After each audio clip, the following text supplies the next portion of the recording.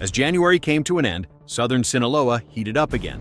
In Concordia and Villa Union, amid dirt tracks, rugged mountains, and towns where people learned to stay silent, the threat didn't arrive with a burst of gunfire. It arrived as a message.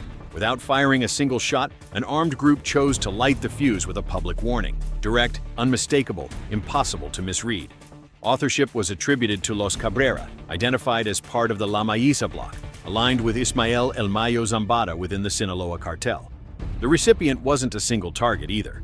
The warning pointed at the same time at La Chapiza, linked to the Los Chapitos wing, and at the Jalisco New Generation Cartel. Nosotros somos de aquí originarios de estos terrenos. Somos sinaloenses 100%. Ustedes son paracaidistas los que andan peleando Jalisco a la vez.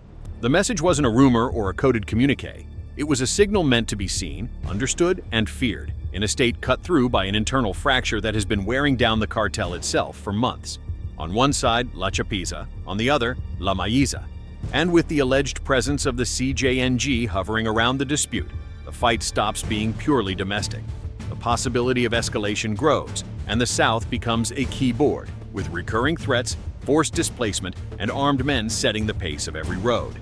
What's being put on display is pure psychological warfare, staking out territory, warning rivals, and showing operational capacity without an immediate clash, but with violence as a promise to anyone who dares to challenge them.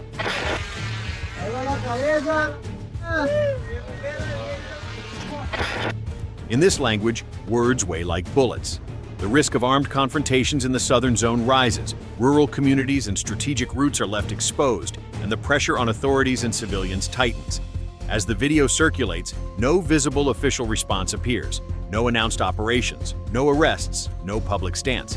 The tension hangs suspended in the hot air of the mountains, confirming that the dispute for territorial control in Mexico is far from being settled.